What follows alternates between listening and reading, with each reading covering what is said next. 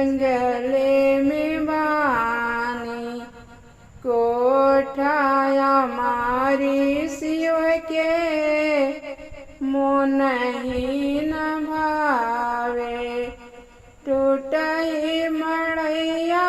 कहाँ पाई भोला जी रौरा जंगले में बानी लाडू मिठाई शिव के मोन न भावे भंगिया के गोला माना मानी भोला जी रौरा जंगले में बानी